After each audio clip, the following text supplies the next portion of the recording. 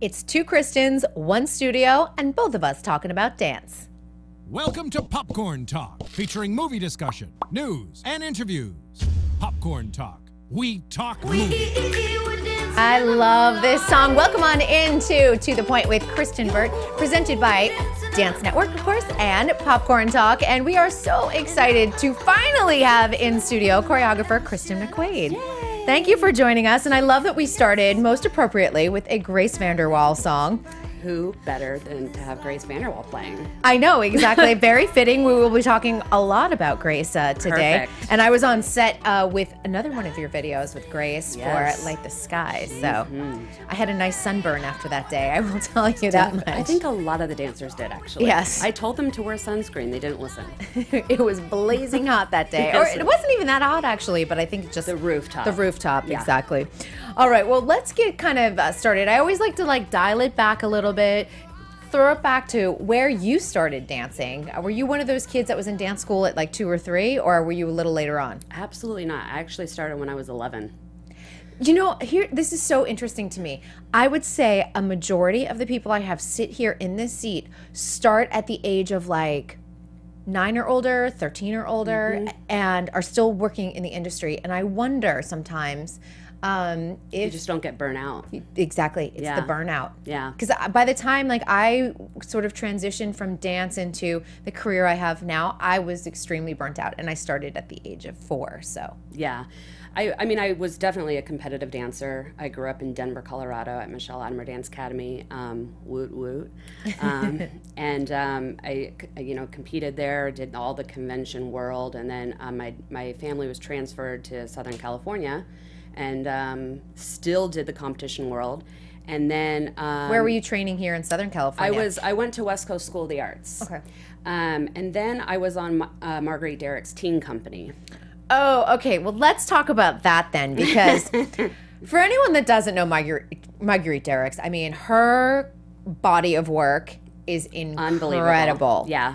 I will never forget that. If you've seen Showgirls come on, that is her stuff is impeccable in that movie. The movie's a little shady, but her work that is unbelievable. Yeah. I mean, her resume is, oh yeah, Broadway. She did Wonderland on Broadway. Long. Yeah, exactly. She's done a little bit of everything. What was it like working with Marguerite? Because that probably, at that time, she was probably at the height of her career. Yeah, definitely. I mean, at that point, really, she was building stars. You know, I feel at that generation, she was the positive Abby Lee of today's world. That's great. I would definitely say. Yep. Because you look at Galen Hooks, you look at Mikey. You look at me, you're looking at people that are now in the industry, and there's so many more. Tyler Peck. Oh, amazing. Tyler Peck, You're looking at all of these dancers that are now these successful artists, and they're all under Marguerite Derrick's direction. And again, cross-trained, because, I mean, if you look at what Tyler Peck's done, look at what you guys have done, you're not just necessarily defined by one style. Exactly. Yeah, definitely. And the funny thing about Marguerite was we always knew when she was going to be in a bad mood, because she would always, if she was wearing red shoes, we knew we could not mess around that day. We knew that was the day we had to be on our best behavior. We better hit every move. It better be sharp. It better be on the right count. I mean, it better be perfect, because those red shoes, you just knew. So I was like, Did she know? What was it? I think so.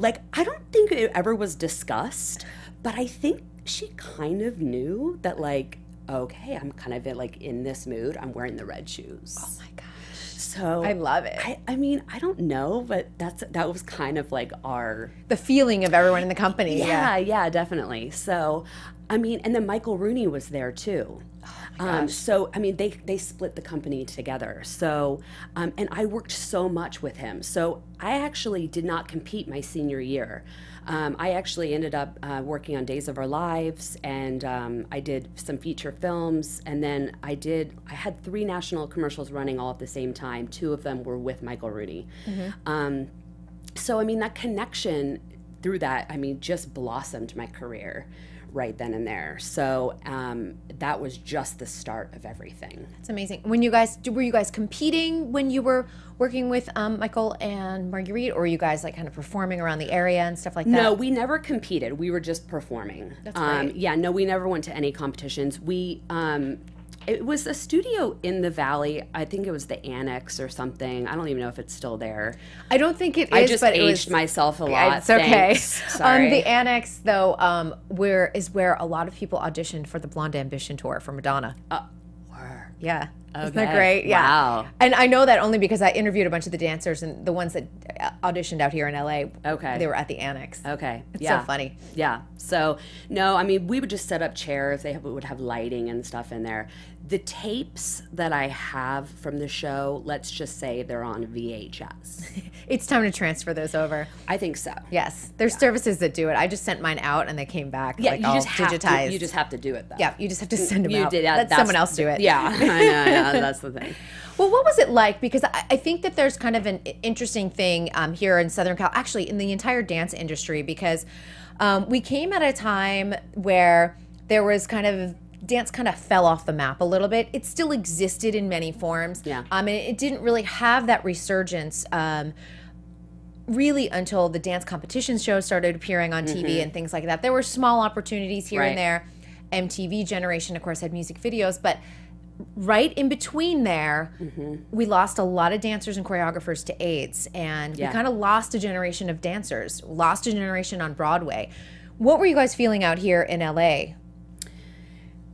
I feel like that at that time was really around 9/11 as well. I feel like everything kind of just stopped, and I feel like just the world as a whole, not only just, in the world, but also in dance as well. There was, the passion was just kind of gone at that point because the world was just at such a sad place. And, we just needed to reconnect as a whole. And I think that, I was working at a show at Disney, and they had hired all LA dancers, and the show got shut down from 9/11. Yep. They just said nobody's coming to the parks anymore, and we have to shut the show down.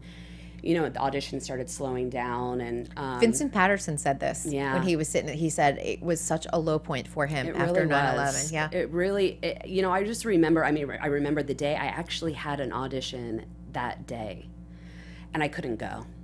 I couldn't get myself to go to the audition, and I just feel like it was just a time that we just had to take a break. I felt like it was an appropriate time to take a break, until there was that time where commercials came back slowly, and it wasn't a big bang.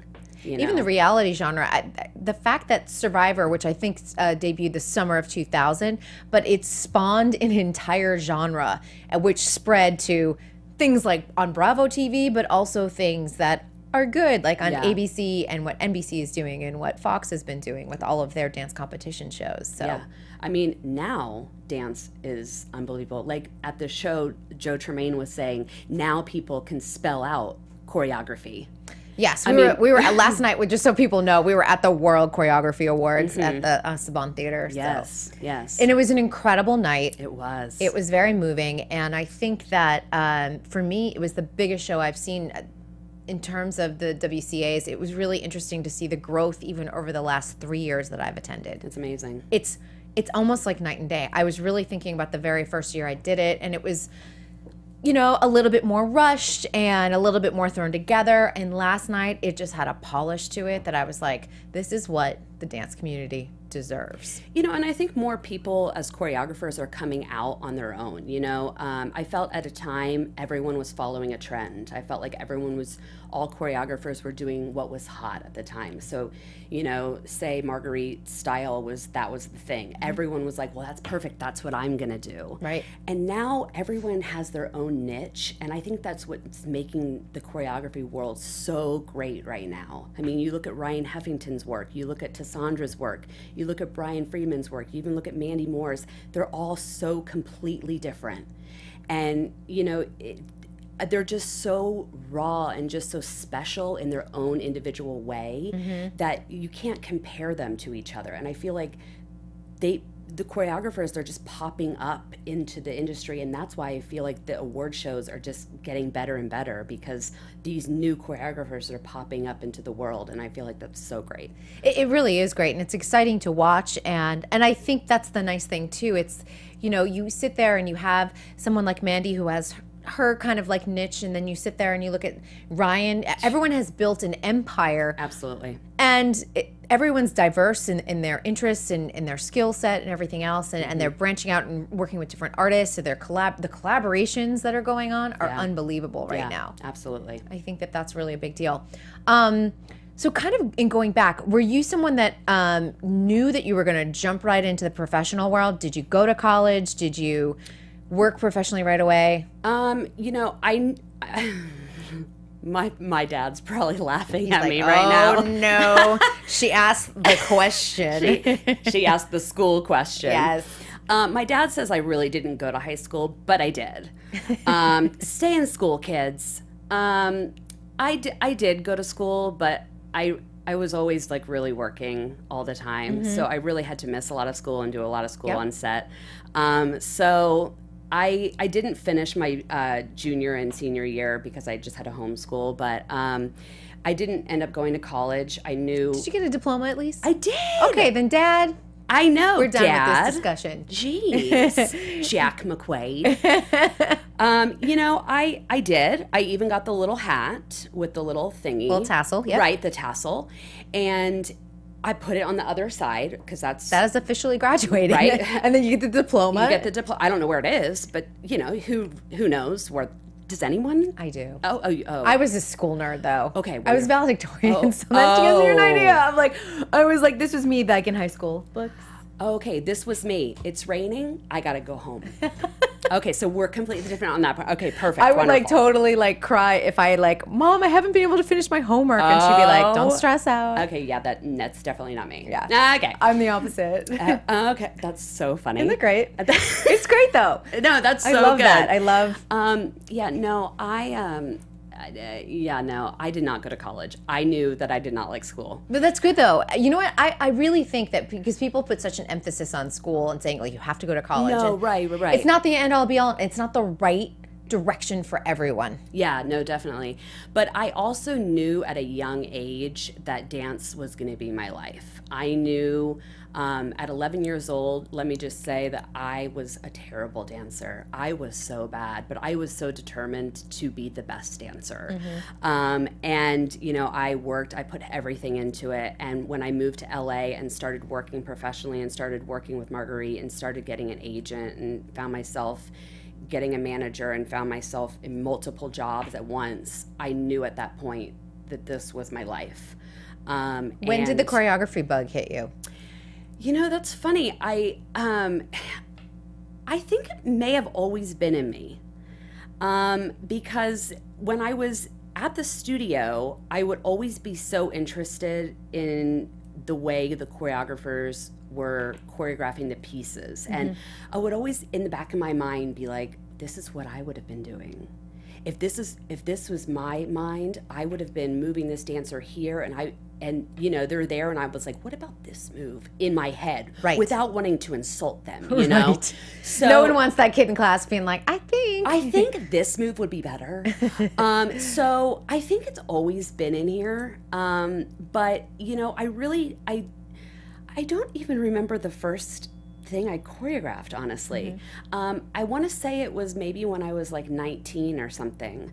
And, you know, I first actually transitioned from dance into acting. I thought I was just going to be an actress. That's it. That's Putting it. dance behind. I thought I was done. I love acting. I love comedy. I love commercial. I love being funny. I'm not funny. That's when you're supposed to laugh. And wait, I took a beat. I was like, I'm waiting for the punchline. I'm a horrible comedy audience, clearly. But you know, and I did. I was working. I was on a TV show for 4 years. I was on American Dreams for 4 years, which was not a comedy. American Dream. I love. Was it Brittany Snow? Brittany Snow. Brittany Snow. Yes, yes. Oh my gosh. I love that show. And Vanessa Lenges. Yes. I watched that show nonstop. Oh my gosh, wasn't it the best show? was a Dick great Clark show. was the executive producer. It was, you know, it was a great show. And until it finally got X'd, which was so sad. I think we were all just crying. I think they let it kind of like fade out. They did. Yeah. And there was no end. No. There was no end. And all the fans were just wanting an end of the story, I think, you know? So that was the sad part about it. But, you know, I really did think that acting was my thing. I thought, you know, like, this is it. And then I met my husband. Dun, dun, dun. Now, your husband is not in the business, so this is the super interesting part. Where did you meet him? Okay, you guys, don't think I'm crazy, but he lives in Oklahoma. Okay? Yeah. I know. When I thought that, I was like, I called him and I said, do cows roam around the roads? And he was like, no, it's like a normal city. Yes. I literally thought there were like teepees and like cows just roaming around. No, he said normal. Now wait, it's not normal, okay? There's like one mall, a couple of houses, okay? Well, okay, maybe a couple, more than a couple, but yeah. You know what I'm saying. There's like 10. Right. So we met at a wedding, you know, the typical met at a wedding.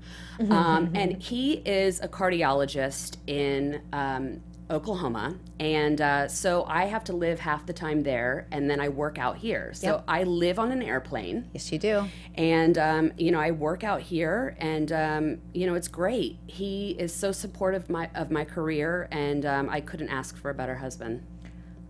Will you guys stay in Oklahoma? Is there any thought of him maybe transferring somewhere else to Los Angeles? Can you tell him that, Steve? Hi, Steve. Kristen, just wanting to know, any thoughts about moving out to California? Because you can be a cardiologist anywhere. And you know what? Hollywood's a tough place, and we've got a lot of heart problems here. So I think your Absolutely. business and your practice would be flourishing. And all these people on YouTube definitely think that you should move here too. Well, there you go. I hope that works. I think it will. I think it will. Okay, totally. He's like, who is this crazy girl? Well, you and I met, and I was trying to remember, I think it was 2013.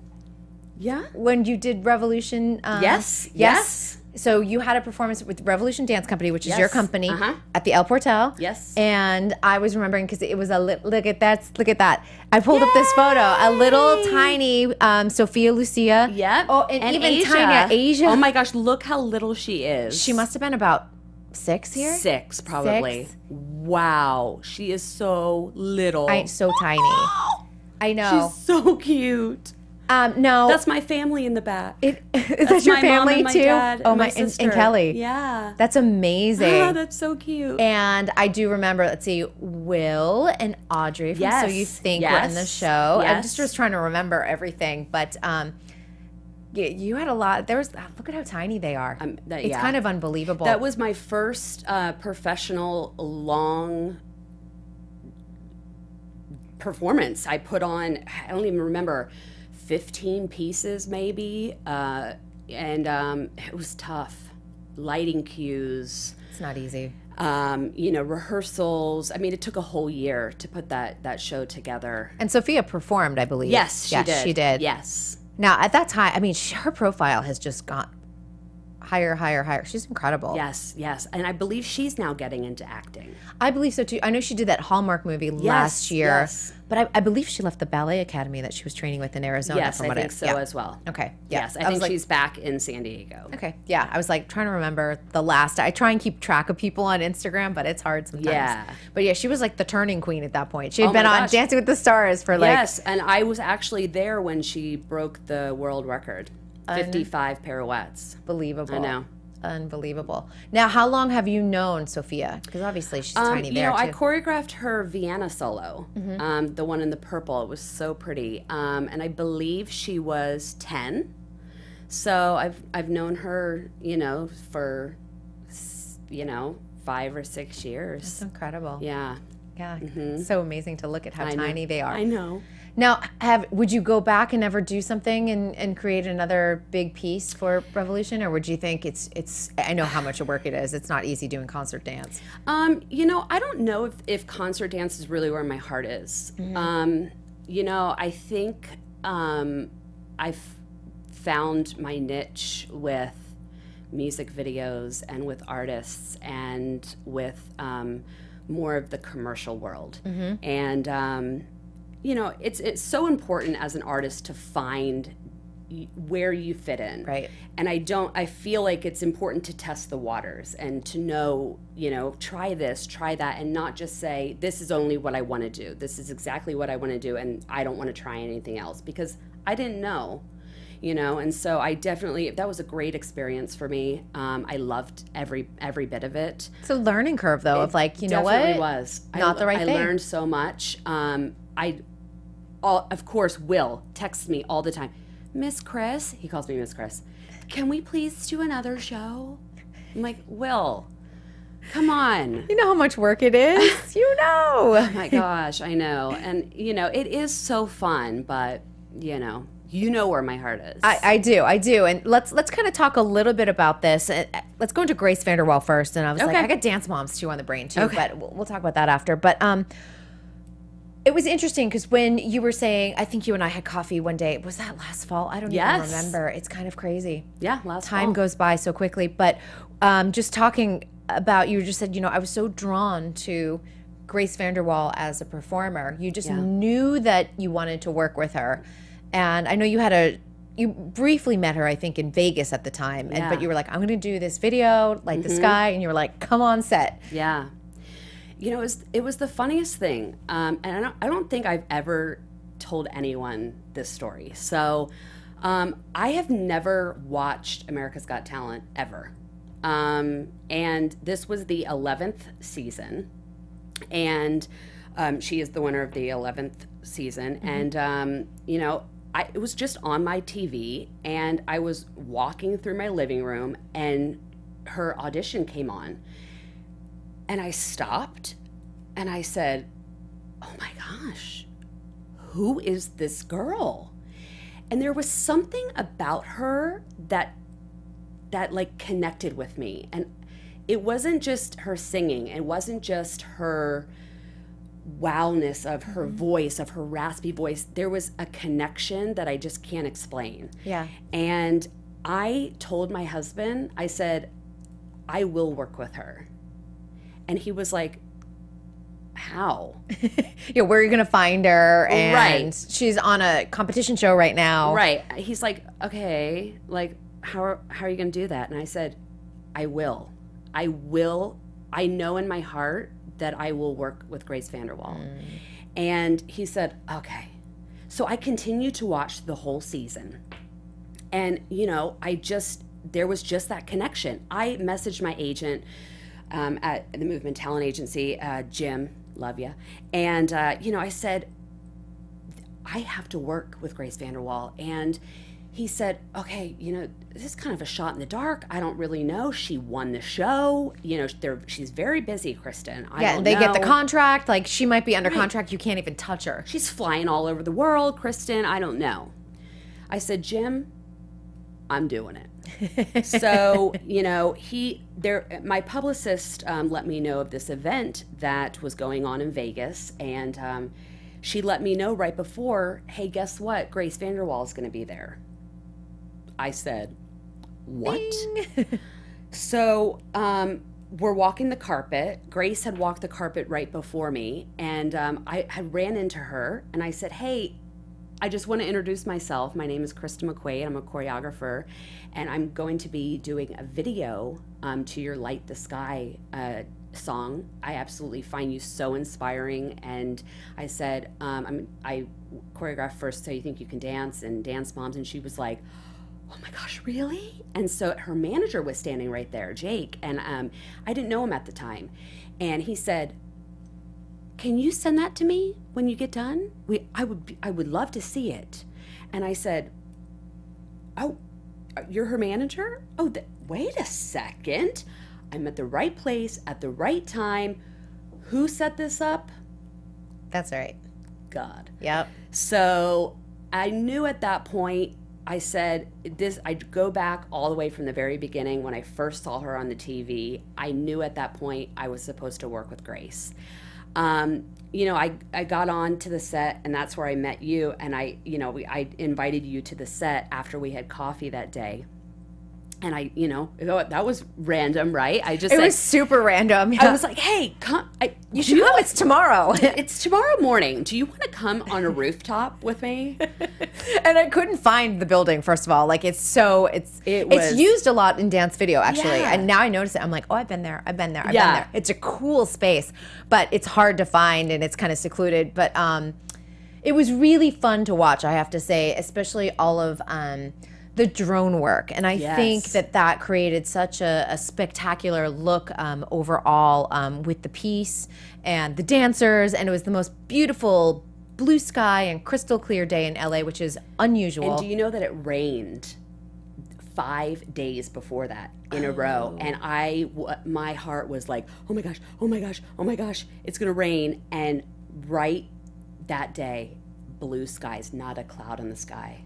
It was a gorgeous day. I think we have some of the photos too. There they are. Yeah. Oh yeah, with the drone and everything there. Yeah. These are some of mine actually that I took on my iPhone, which is kind of crazy, but you can just see what a beautiful day it was. And we don't get these days. Now there's the drone. Yeah. And there's Haley Payne. Yeah, Haley Payne. I'm like, I don't know who else you can see in the video from here. There's Mitchell and Will's in there. Will and Kayla. Alexa's in there. Yeah. Zoom in. Oh, Teddy. Valerie, Rocky. Yep. Teddy's in there. Yeah. You'll see a lot of familiar faces. So, and your sister Kelly, of course. Yep. But, so you do this piece. How many millions of views do you have at this point? Because I think it did well, didn't it? Yeah, it did really well. I'm not quite sure, but it did so well. And this was when I think Grace first said, okay, wow. She wasn't kidding.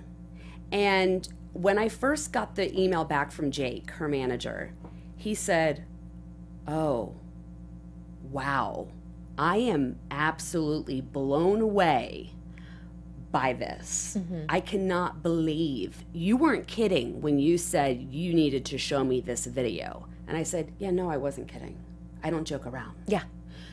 I'm going to produce a great video for you. Yeah, it was a great video. Oh, I love that. It was so fun to shoot.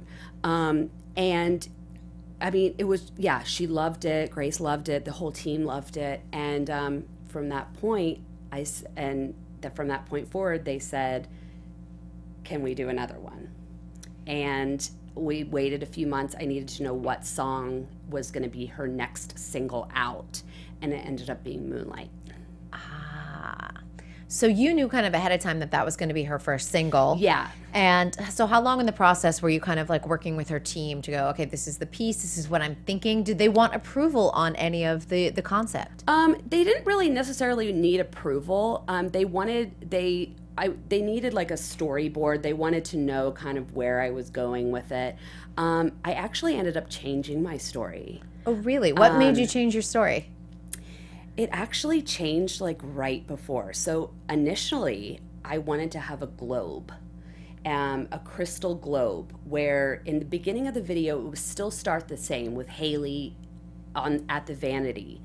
But she would be holding a globe, and the girl in the globe would be broken. And she would be looking at the globe, and then at the end of the video, she would be or vice versa. She would be all broken, and then at the end of the video, it would be all color, and she wouldn't be broken anymore. So it has the same idea. It has the same feel. When I picked up the vanity, when I saw the vanity that I found on Craigslist, I said, I have to use this mirror. Yeah. This mirror is so inspiring to me. This is what I need to use, and so that's what I ended up using for instead of the globe, and I love it. I love it so much more. So. Oh, I love that. Now, you work a lot with Haley Payne. I want to mention this. And she's kind of like one of your like dance tribe. She's one of my babies. I mentor her a lot. So. And you did a lot of her solos for So You Think You Can Dance. Yes, I did all of her solos. Season 12. Mm-hmm. Yep. Yes, I did all of hers. My favorite one would probably be the Paula Abdul one that we did. The standing ovation. You're like, yes. I know. I was like, oh, okay. She's such a spectacular dancer, too. And, you and I have talked about this off camera, but just her look when she's in a group. And I was like, this is why she is in Backstreet Boys. Right. I only look at her. I'm like, Backstreet Boys, what? I do, too. All the other dancers, what? I go straight to Haley. Yeah. She's incredible. Her smile and her energy is so infectious. You want to be able to share your attention to everybody else, but you just can't. You're so right. You're like, I can't. Yeah. And I knew in this video that Haley would be the one I would go to. Kayla was my lead in the other video. Kayla Radomski, who's been on the show. Amazing. She's another one that I mentor, and I love her to death. She was phenomenal in Light the Sky. But in Moonlight, Haley's features are something that you just don't come by, and they're so striking, and she can just look at you with that eye, and it digs deep here. Yeah. And that was so powerful to me, because especially choreographing Moonlight, this video was more of a story. I feel like Light the Sky was more a lot of dancing, and Moonlight really was more of a story to me. It was more of a short film. That's great, though. And that's exactly what I wanted it to be. I wanted it to be something that the audience would look at it and almost like a book. It had a beginning and it had an end, and it wanted you leaving more. And I think it did. I mean, the comments that I'm seeing, especially from all the Grace fans. They are incredible. You guys are so amazing. All my VanderWaal fans out there, you guys are unbelievable. I mean, I get tweets every day, so much support. Like, Kristyn, your choreography is so amazing. I'm crying. Wow. Like, I just can't even tell you how much that means to me, because I put so much work and blood, sweat, and tears into these videos. To get the feedback is incredible. The feedback, and just those words on the computer, I don't even think they realize how much that means. Well, here's the big question, the $64 million question. When are we going to get Grace together with you in one video? I know she's coming to LA soon. Yes. She's got a concert date at the Troubadour coming up. So on November 5th. And, well, you're going to have to stay tuned. All right. We got to make this happen, though, because I think everyone's ready. I think, on the Grace side, they're ready. You're ready. And I think the dance fans are ready to put these two things together. I think everyone's ready for it.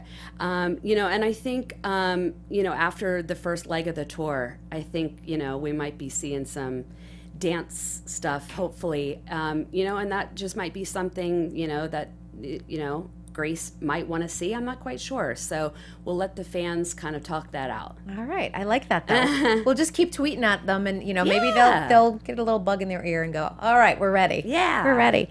The other big question, and, we were talking dance moms a little bit off the air. I mean, I always think of dance moms, to me, and I'll just say this straight out. I think it's a complicated show. It's done wonderful things for the dance industry. It's raised a lot of questions about teaching in the dance industry and who are your good teachers and bad teachers. And you know what? I've had teachers like Abby Lee Miller, and you weather through it and you think it's okay. But I think in 2017, we're all saying it's not okay, that kind of thing. I think we're kind of at a different place. It's, you don't need that teacher to degrade you to make you do better. There's other methods to rise and raise people. So, yeah, I mean, you're right. I mean, there's so many different ways you can look at the show. I feel honestly that maybe it's just been on for too long, and I feel that there's just there's nothing more that they could do. There's no more stories, maybe. No, I mean, I feel like now we're just really nitpicking. You know, we're really nitpicking at every single thing because there's no other situations to pull at. You know, at the very beginning, it was so entertaining to all of us because it was so new.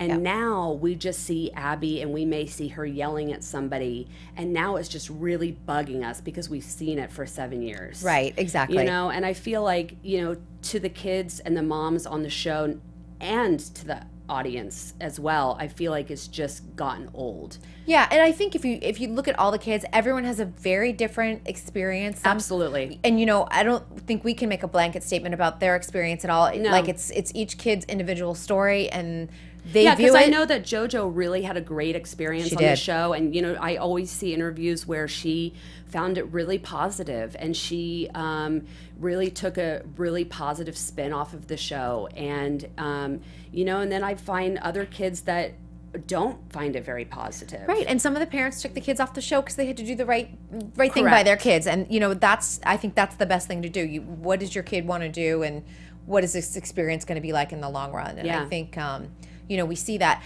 I was saying, you know, I had dinner with Abby Lee Miller, and I don't know if I've talked about this publicly at all. And you know, I'm even conflicted about her because in person, one-on-one, she is a very nice person, and I've had nice interviews or good interviews with her, and you know, and then I see what's on TV and things get amped up, and she does admit to her wrongs. I will say that to her credit. Yeah. To her credit. So that's why I just say it's a very complicated situation. But one thing that we had talked about, and this is going on in the industry, and I talked about it with Alan Salazar last week. Choreographers getting credit. You did some work on Dance Moms, did not get credit. Right. Alan does some co-choreography, and because it's considered ghosting, basically ghost choreography, he does not get credit because he's not being paid by BBC America. Right. So it's kind of like an issue, and I want to point out to people, especially Dancing with the Stars fans, this is not a singular one show issue. Right. It is an industry-wide issue. And I you know, here's the problem. Here's the problem. Tell us, Kristyn. Let me tell you. It's the producers and the people on the team behind the camera that do not understand dance, that will not give choreographers credit because they just think, we just need you to whip up this dance real quick. That's all we need from you. Great, thanks. They don't understand how much work it is for us. And for us, this is like a ton of work. We need, all we're asking for is our name to be put out there, just some credit. For them, it's just, we're almost like an extra. Correct. You know, we're almost one of those people in the background of a movie. movie. And they don't have to abide by union rules because you guys aren't unionized yet. Right, exactly. So, you know, I feel like it's a rock and a hard place. I feel like it's, you know, it's really tough because they're so concentrated on the leads in the show, and that's only their concentration. They don't care about us having to set the choreography on them. Rehearse before it gets on camera. You know, or even set the choreography in the rehearsal before we even get to the rehearsal. You know, set the concept, cut the song, figure out the costume, I mean, there's a ton of stuff that goes into it. And, you know, Abby was talking a little bit about this. She said, I was running around buying costumes all the time and things like that. Costumes. Costumes. What is it? She does say that. Costumes. Costumes. I don't know how she said it, but I always am like, how does she say that? I think that's from, like, Pittsburgh or something. Maybe that's why she says that. But legitimately, she was doing that, and that's what you guys are doing off camera too. And so it actually is a legitimate issue. And so I think just with so many other things going on in Abby, people didn't hear it. But I was like, I do hear that. And I think that I just occasionally, like, as I know people have had these experiences, I want people to be aware of them. And that, you know, they're trying over at the TV Academy to find a union for you guys. And they're struggling because it's like, do you go in Producers Guild? Do you go in Directors Guild? Right. Do they want you there? Yeah, I know. But I do feel like as the dance community still continues to grow, which I think it's humongous right now. I mean, after La La Land and, I mean, everything that's going on, Dancing with the Stars, and World of Dance, I just don't understand why this is just not taken more of an approach quicker. And I do know that, you know, there are dancers like Galen Hooks and dancers that are trying to get this to move quicker. I know Mandy Moore and Catherine Burns are the head of the governors over at the TV Academy. They are trying. Yeah, they're trying to go quick, and you know, but it's hard. It's just like I said, it's the people that just don't understand. They just don't understand from an artist standpoint what we really have to go through. It's hard to explain, and it's even hard to explain to my husband.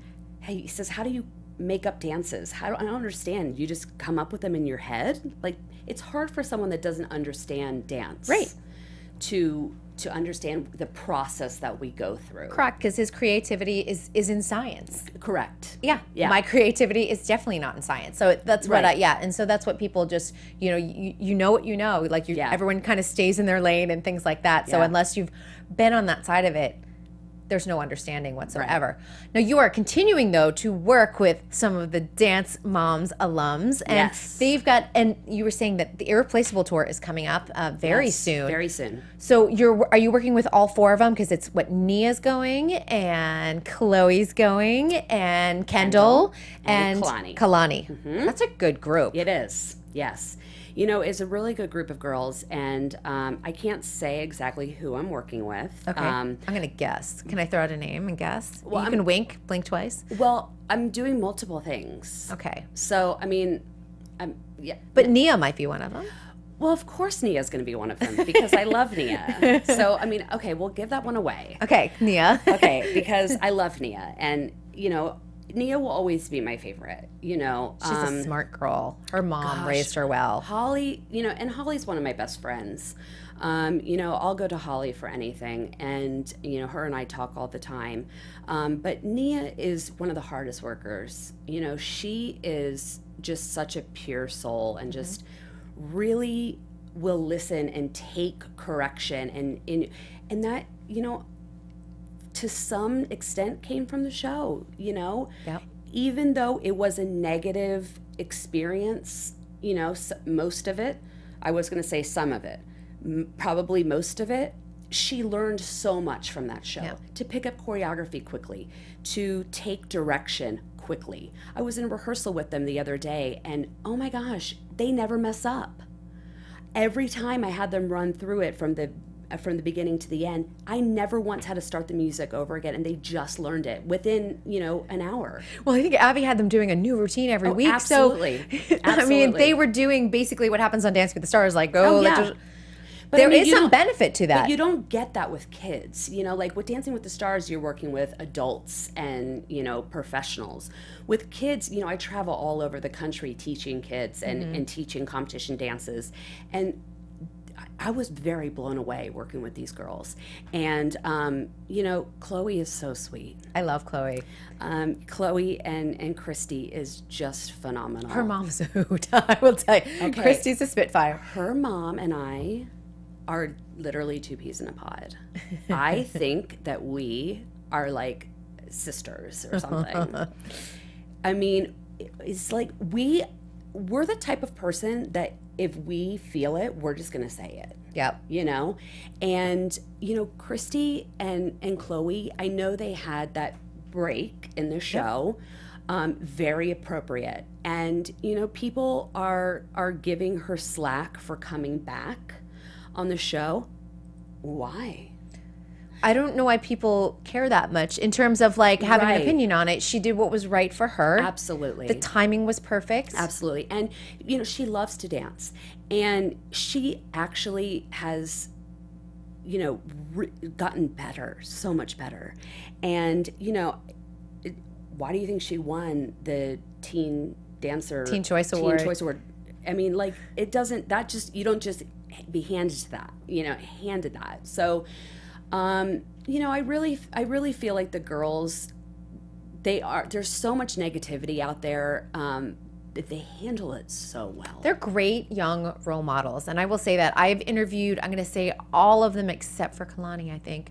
But I will tell you, I have interviewed Nia and Chloe multiple times over the years, and they are incredible, and they're sweet, and they're polite. Very polite. They've got really good hearts. And to take some of the crap that they did from social media all through puberty, you guys. Still do. And still do. But I mean, think about this. At the height of puberty is like the worst time ever. I applaud them. I really do. And for not going off the rails, because I would probably have gone off the rails at the time. Well, I mean, like, there's some things that I see, you know, I'll post a video or I'll post it and somebody will say something negative and I'm like, oh my gosh, my day is ruined. I can't do anything. And then I'm like, okay, wait a second, Kristen.